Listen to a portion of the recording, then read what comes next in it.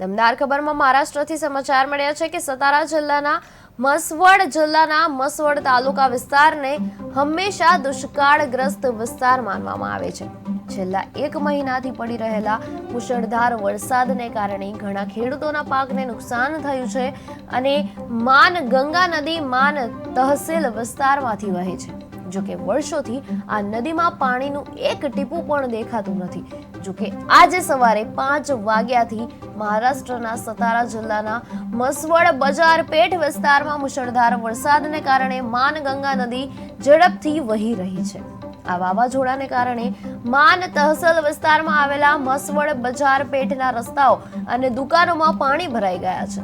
આ કારણે વહીવટી તંત્રે સતારા જિલ્લાના મસવડ બજાર પેઠના રસ્તાઓ અને દુકાનોને સુરક્ષિત રાખવા માટે પગલાં લીધા છે અને ગામ લોકો મદદ માટે વિનંતી કરી રહ્યા છે। મહારાષ્ટ્રના સતારા જિલ્લાના પશ્ચિમ ભાગમાં મહિનાઓથી મુશળધાર વરસાદ પડી રહ્યો છે, ત્યારે માન તહસીલ વિસ્તારને બારમાસી સૂકો વિસ્તાર માનવામાં આવે છે।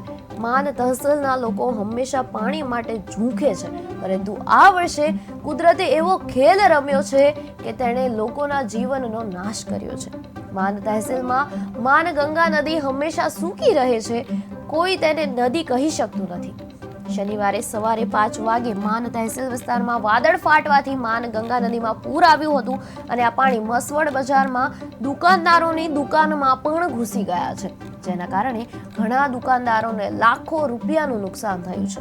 માન ગંગા નદીમાં પૂરને કારણે મસવડ મ્યુનિસિપલ કાઉન્સિલ અને મ્યુનિસિપલ કાઉન્સિલ દ્વારા પૂરના પાણીમાં ન જવા માટે ચેતવણી આપવામાં આવી રહી છે।